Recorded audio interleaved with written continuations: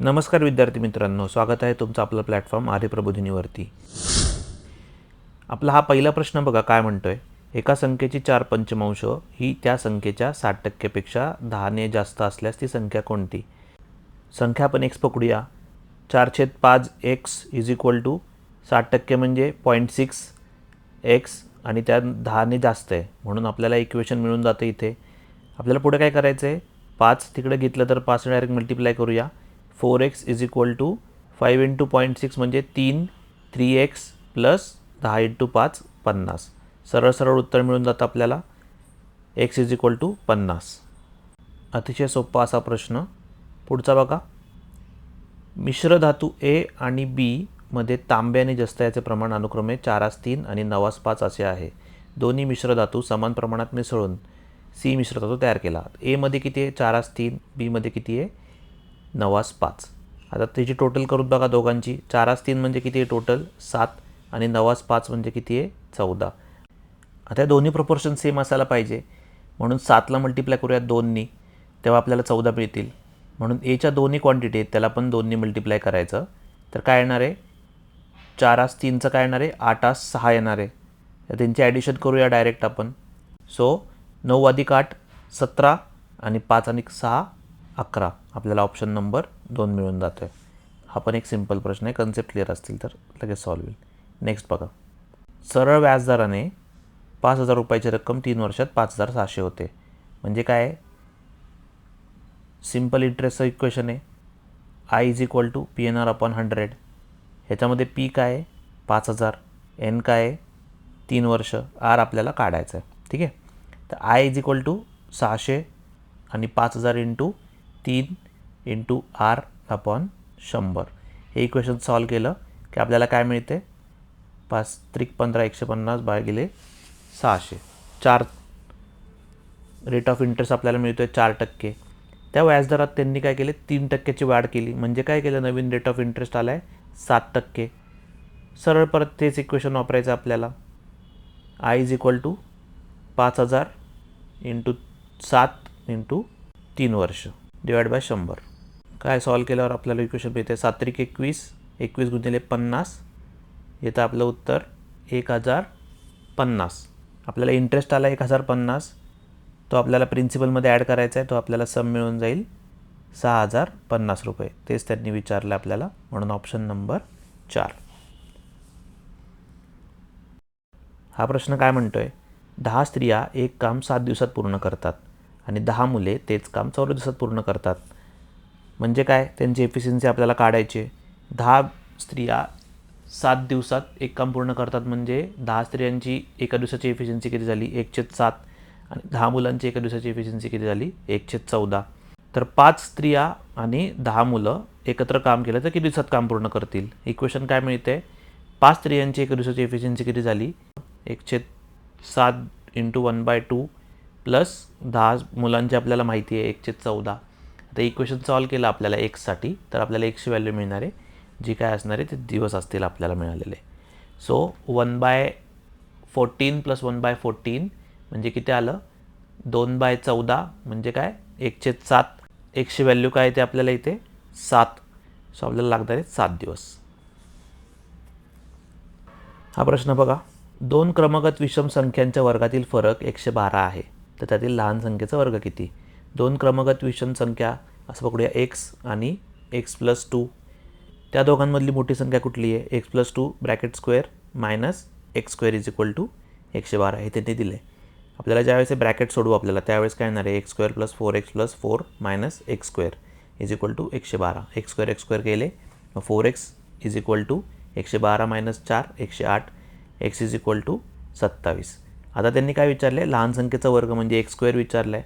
आपल्याला 27चा वर्ग माहिती आहे किती आहे 729. सरळ सरळ उत्तर आहे. तुम्हाला वर्ग फक्त पाठ पाहिजेत. पटकन सॉल्व होतो एक्झाम. नेक्स्ट बघा. परत इक्वेशनचा सिम्प्लिफिकेशनचा प्रश्न आहे. 0.11 square minus 0.01 bracket square divide by 1.2. काय करायचं हे a² मायनस b² आहे. So a + b a minus b दोन्ही ब्रॅकेट सिम्प्लिफिकेशन केले. 0.11 plus 0.01 into 0.11 minus 0.01 divide by 1/1.2. जे आहे तसंच. तर पहिलं ब्रॅकेट काय येणार आहे 0.12 आणि second bracket 0.10 divide by 1.2 simplification केलं divide 0.1 divide by 10 so 0.01 option number 1. पुढचा प्रश्न बघा. खालील स्तंभलेखावरून वर्ष 1976 ते 1980 पर्यंत उत्पादनात किती टक्क्यांनी कमी झाले. 1976ला 3000 होतं, 80ला 500 झालं. सो त्याचा डिफरन्स काढायचा आणि त्याचं रेफरन्स इयर काय 3000 सुरुवातीपासून काढायचं आपल्याला इंटू 100. सो 2500 डिवाइड बाय 30, मग तिथं काय येणार आन्सर 3ने डिवाइड केलं 250ला 83.33 ऑप्शन नंबर 2. पुढचा प्रश्न बघा. जर चौरसाची बाजू 25% वाढवली तर त्या चौरसाचे क्षेत्रफळ किती टक्क्याने वाढेल. आता बाजू आपण 4 पकडूया कॅल्क्युलेशनच्या सिम्प्लिफिकेशनसाठी. 4 पकडली तर त्याचा स्क्वेअर किती येणार आहे 16 एक बाजू, आणि त्याचं 25%ने वाढवली म्हणजे कितीने वाढवली 1ने वाढवली. 4चे 25% म्हणजे 1 आहे. सो आपल्याला नवीन बाजू काय येणार आहे 5. सो 5चा स्क्वेअर किती येणार आहे 25. आता क्षेत्रफळ वाढलं आहे म्हणजे कितीपासून वाढलं आहे 16पासून वाढलं आहे. फरक कितीचा पडला आहे 9चा पडला आहे. सो 9/16 इंटू 100 किती आलं आपलं 4 1 चौक 16 4 25 चौक 100 आणि 25 गुणिले 9 225 डिवाइड बाय 4. याचं काय आन्सर येतं आहे 56.25. सरळ सरळ कॅल्क्युलेशन्स आहेत. ठीक आहे. नेक्स्टवाला बघा.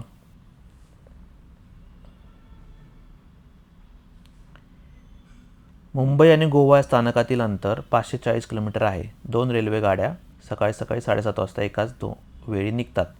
540 आहे. दोन्ही स्थानकांवरून परस्पर विरुद्ध दिशेने निघत आहेत त्या.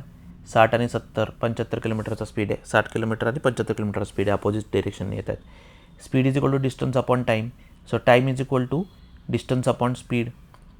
तर डिस्टन्स आपल्याला माहिती आहे 540 आहे आणि स्पीड काय येणार आहे ॲडिशन करायचे. दोघं अपोजिट स्पीडला आहेत एकमेकांच्या समोरासमोर येतात म्हणून.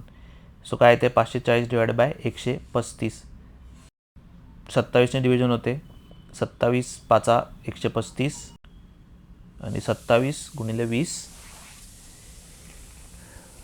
540. सो 20 20/5 5 चौक 20 4 hours. सो 4 hours कधीपासून आहे 7:30ला निघाली आहे गाडी. तर 7:30पासून 4 तास म्हणजे किती झाले 11:30. Okay option number 4. नेक्स्ट बघा. एक दुकानदार एका कपाटाच्या छापील किमतीवर 25% सूट देतो तरी त्यास 15% नफा होतो. कपाटाची छापील किंमत 23,000 असेल तर कपाटाची खरेदी किंमत किती. त्याला वेगळ्या पद्धतीने सोडवता. आपण एकच सिंपल मेथडने सोडूया. 23,000वरती तो 25% सूट देतो आहे म्हणजे किती देतो आहे 0.75 त्याची किंमत लावतो आहे तो. म्हणजे किती आलं 75/100. ठीक आहे. याचं जेव्हा सोडवतो आपण त्यावेळेस त्याला तसं ठेवा, काय सोडवायची गरज नाही. 75 इंटू 230 असं जसं ठेवलं तरी चालेल. पुढं कॅल्क्युलेशन कॅन्सल होऊ शकतं. त्याच्यावरती त्याला 15% एका अमाऊंटवरती त्याला 15% नफा होतो. म्हणजे त्याच्या खरेदी किमतीवरती 15% नफा होतो. सो खरेदी किंमत एक्स पकडूया. एक्स इंटू 15% म्हणजे किती 115/100 आणि वरची जी अमाऊंट आहे तीच आपली अमाऊंट असणार आहे 230 इंटू 75. आता हे जर क्रॉस मल्टिप्लिकेशन करा. X is equal to 230 into 75 into 100 divided by 115. So आपल्याला इथं कॅल्क्युलेशन निघून जातं 23/5 115 आणि 23/10 230. सो 5 2 10. सो 75 गुणिले 2 150 150 गुणिले 100 15,000 आपल्याला मिळाली छापील किंमत. म्हणजे खरेदी किंमत त्याची मिळाली 15,000. याचे सिम्पल ट्रिक्स पण आहेत पण हे सरळ वेने आपण गेलो आहे तरी पण आपल्याला वेळ लागतो याच्या गोष्टीला. हा बघा प्रश्न काय म्हणतो आहे. आदित घरापासून उत्तरेकडे चालत जातो. काही वेळानंतर तो उजवीकडे वळतो. थोडे पुढे जाऊन डावीकडे वळतो. शेवटी 1 किलोमीटर चालल्यानंतर तो पुन्हा डावीकडे वळतो.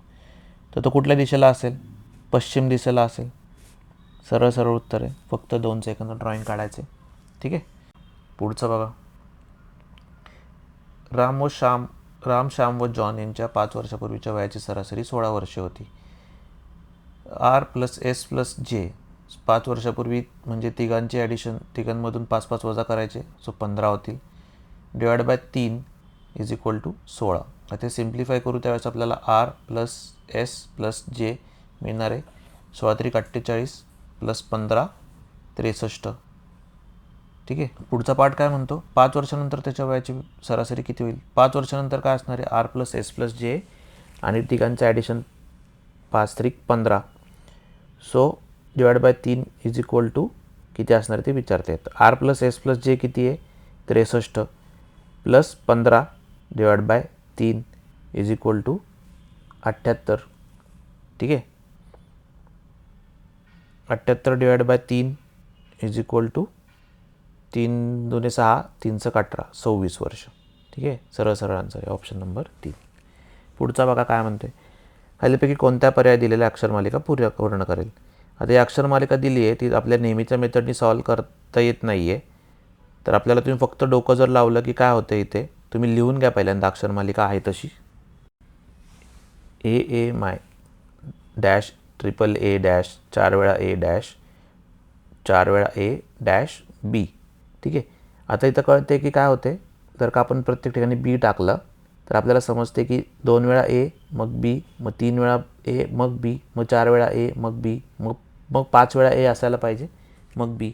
हे एक काहीतरी सिक्वेन्स लॉजिक लागतं आहे. ऑप्शन आहे का तसा आहे, तर आपला ऑप्शन नंबर 4 एकदम इझिएस्ट लॉजिक तिथे लागते. बाकीच्या नेहमीसारखं लॉजिक लावायची गरज नाही आहे. सिम्पल प्रश्न आहे हा. नेक्स्ट बघा, खालील अंकमालिका पूर्ण करा. हा पण आता याच्यामध्ये काय दिसतं आहे तुम्हाला, पहिल्या दोघांमधला फरक काढून बघा. 1.25 आहे. ठीक आहे. नेक्स्टमध्ये पण 1.25 आहे. नेक्स्टमध्ये पण 1.25 आहे. त्याच्यापुढे पण 1.25चा डिफरन्स आहे. सो 8.75 प्लस 1.25 किती येते 10. सिम्पल आहे. परत नेक्स्ट बघा, विद्यार्थी जुनी माहिती गोळा करतो, नव्या माहितीशी तुलना करतो, चुका शोधतो आणि नवीन निष्कर्ष सुचवतो. ही मानसिक प्रक्रिया काय प्रकार आहे. निरीक्षण आहे का नाही, अनुकरण आहे का नाही, पाठांतर आहे का नाही, मूल्यांकन आणि चिकित्सक विचार आहे. ओके. निष्कर्ष काढतोय म्हणून त्याच्यावरती चिकित्सक विचार म्हणू शकतो आपण त्याला. पुढचा प्रश्न बघा, संख्या मालिकेत प्रश्नचिन्ह जागी कोणती संख्या आहे. आता परत लिहून घ्या सगळं. 170 197 226 257. आता यातला डिफरन्स काढून बघा. 117 197चा डिफरन्स किती आहे 27चा. 226 आणि 197चा किती डिफरन्स आहे 29चा. त्यानंतर 257 आणि 226चा 31चा. सो काय असणार आहे 27 29 31 2चा फरक आहे. सो पुढचा डिफरन्स 33चा असला पाहिजे. सो 257 आणि 33 290 ऑप्शन नंबर 2. नेक्स्ट बघा काय आहे, सिम्पल प्रश्न आहे. ग्रुप बी प्रीला आलेला आहे आत्ताच्या लेटेस्ट. मागच्या आठवड्याचा पेपर झाला होता, त्याचं जरी तुम्ही बघितला असेल, तुम्ही पेपर बघता बघता जरी तुम्ही चेक केला असेल तरी हा प्रश्न तुम्हाला एकदम इझी वेमध्ये सुटणार आहे. स्टेप डाऊनच आहे मागच्या पेपरपेक्षा. काय करायचं आपल्याला, प्रत्येक ट्रँगलला नंबर द्यायचा आहे 1 2 3 4 5 आणि त्याची ॲडिशन करायची आहे. डायरेक्ट माहिती आपल्याला 15च आहे. ठीक आहे. ॲडिशन किती येते बघा, 1 + 2 + 3 + 4 + 5 इज इक्वल टू 15. ठीक आहे. Option number 2. पुढचा बघा, स्पंदनने 120 पानाच्या एका पुस्तकाचा 3/6 भाग वाचला. 3/6 भाग म्हणजे किती 1/2 म्हणजे 50%. सो 120च्या 50% किती 60. तर त्यांनी पुस्तकाची किती पाने वाचलेली नाहीत 60 वाचलेली नाही आहेत.